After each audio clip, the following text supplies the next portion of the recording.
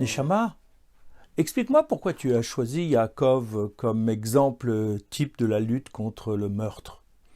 Tu aurais pu choisir d'autres personnages dans le texte biblique, je pense notamment à Aaron, qui est connu pour sa recherche de la paix. En effet, Ego, tu as raison, il y a bien d'autres personnages. Mais il semblerait que Yaakov, dès le départ, dès sa naissance, est prédestiné d'une certaine façon à cette non-violence. Regardons ensemble ce qui se passe. Dès le départ, il est l'antithèse de son frère. Le texte nous dit « Le premier qui sortit était roux, et tout son corps pareil à une pelisse, on lui donna le nom de Esav. Ensuite, naquit son frère, tenant de la main le talon d'Esav, et on le nomma Yaakov. » Ceci se trouve dans la Genèse, chapitre 25, versets 25 et 26. Dès le départ, Esav, par sa couleur de cheveux, indique cette tentation à la violence. C'est ce que nous rapporte Rachi. Cette couleur, dénommée dans le texte biblique Adomi, c'est-à-dire couleur du sang, rouge, roux, indique qu'il fera couler le sang lui-même. Et Esav est un homme de l'action. Son nom, Esav, vient du verbe asa, qui signifie faire. Il est dans le faire, direct. Et d'ailleurs, son métier, son occupation principale sera la chasse. C'est un homme des champs. Il est habitué à tuer des animaux et il ira malheureusement jusqu'à tuer des hommes. Et le premier d'entre eux, c'est Nemrod, l'ennemi juré de son grand-père. Donc on voit que déjà, dans la personnalité de Esav, il y a cette tendance à la violence.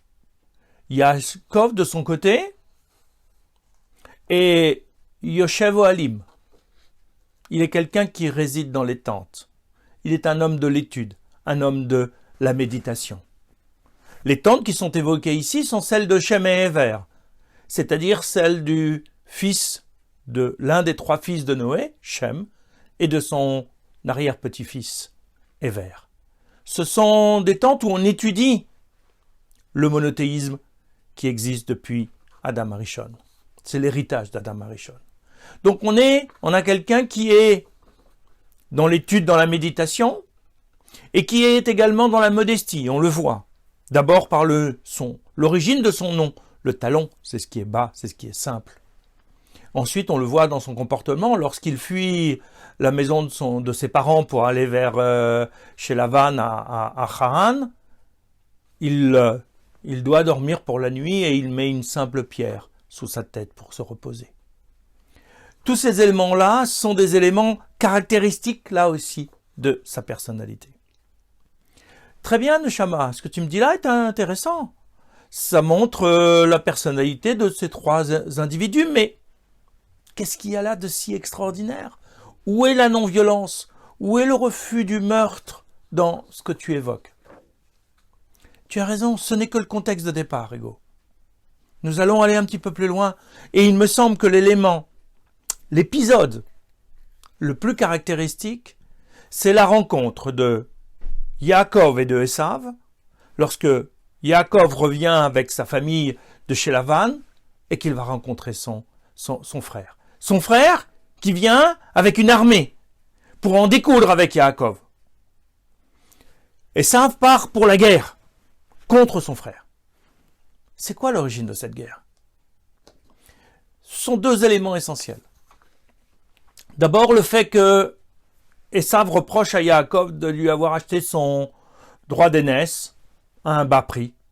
Un jour où il revenait de la chasse et il était affamé pour un plat de lentilles. On connaît l'histoire. La deuxième chose que Esav reproche à Yaakov est encore plus forte. C'est de passer le premier pour obtenir la bénédiction de son père Yitzhak. Yitzhak souhaitait bénir Esav et Yaakov passe avant lui et reçoit cette bénédiction. À partir de ce moment-là, c'est une guerre fratricide. Ce n'est pas que Esav tienne à cette bénédiction ou à ce droit d'aînesse d'un point de vue spirituel. Pour Esav, ce sont des biens matériels. Bien sûr, il y a des contraintes.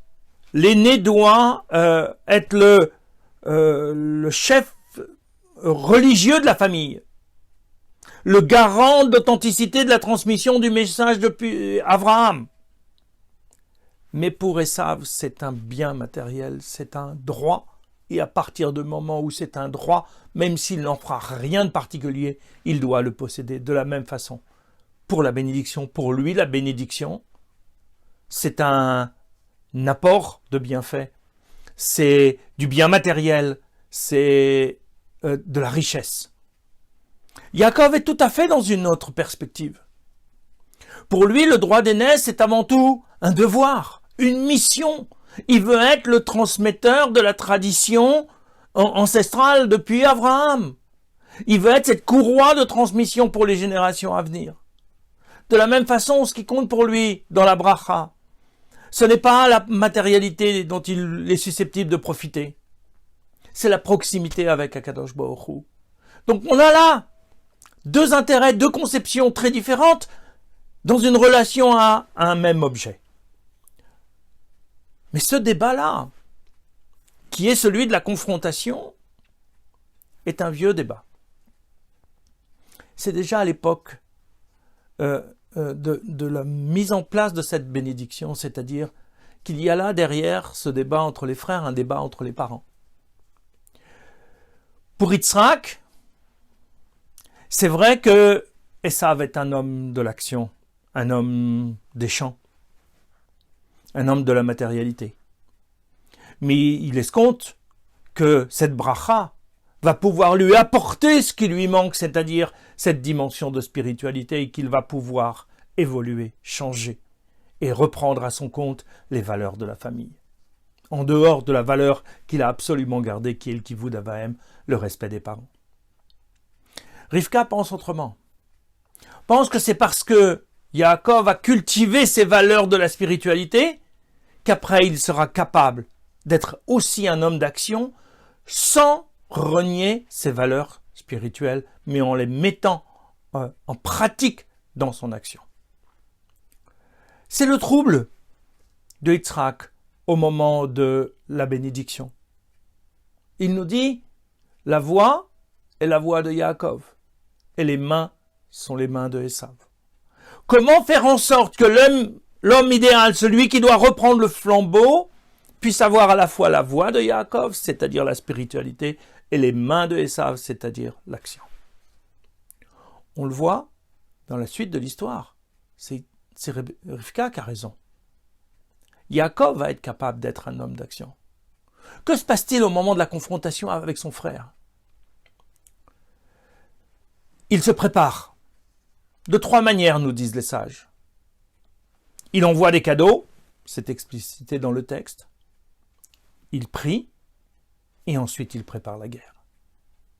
Il se prépare au combat. Il espère que les premières étapes vont suffire, que les cadeaux vont pouvoir apaiser la colère de Esav, parce qu'il est à la recherche de biens matériels, que la prière va pouvoir faire en sorte que sa démarche soit entendue au lieu et qu'il ait la protection d'Akadosh Baruch Hu. Mais si pour une raison ou pour une autre, ces deux étapes ne suffisent pas, alors il escompte le combat. Mais le combat comment? Il a peur de ce combat. Parce que Yaakov, bien sûr, a peur de mourir. Non pas parce que la mort est la fin de la vie, mais qu'il se dit que s'il quitte ce monde prématurément alors que ses enfants ne sont pas prêts à reprendre le flambeau, qui portera ce flambeau? Comment ce message de Abraham et de Yitzhak pourrait être transmis de génération en génération si lui n'est plus là pour le faire et pour le transmettre à ses enfants, et que ses enfants, une fois mûrs et prêts à cette transmission, puissent le faire à sa suite. La deuxième chose, la deuxième inquiétude de Yaakov, c'est son inquiétude de devoir tuer quelqu'un. Parce que pour lui, porter atteinte à une vie humaine, c'est s'opposer à Kadosh Baruch Hu. C'est se prendre pour Dieu. C'est devenir quelqu'un qui va combattre avec Dieu pour savoir qui a le droit de faire vivre ou de faire mourir. Il ne veut pas rentrer dans cette problématique-là. Il veut au maximum respecter la vie de l'autre. Bien sûr, s'il faut, au dernier ressort, se défendre pour sauver sa propre vie, alors il devra tuer.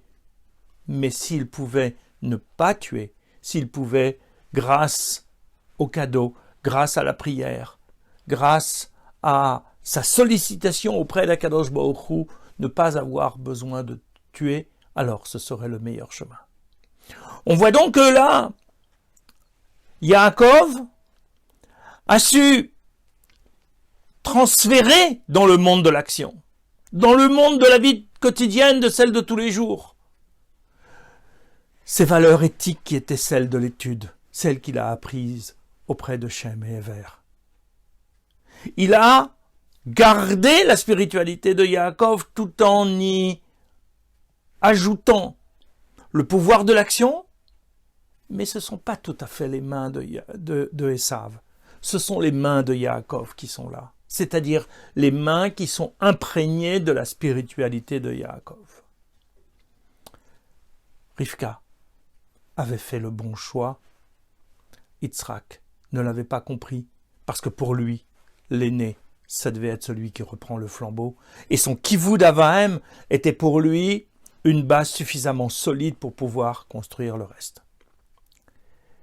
Yaakov apparaît donc comme celui qui est l'anti-homicide, le précurseur d'une certaine façon de l'anti-violence. Nous avons, grâce à notre sagesse, grâce à notre intelligence, toutes les possibilités d'éviter le meurtre, d'éviter de tuer l'autre, que ce soit de manière physique ou de manière spirituelle, en respectant la créature divine qu'il est et grâce à cette non-violence, nous rapprochant d'Akadosh Baruch Hu. Toute l'histoire qui va suivre va être marquée par ces 3 positions que nous venons d'évoquer dans les séances précédentes. Notre relation à l'idolâtrie, notre relation à la perversion des mœurs, et celle vis-à-vis du meurtre. Comment tout cela va se mettre en situation, comment les Bnei Israël vont pouvoir lutter contre ces 3 tentations? C'est ce que nous verrons dans la suite.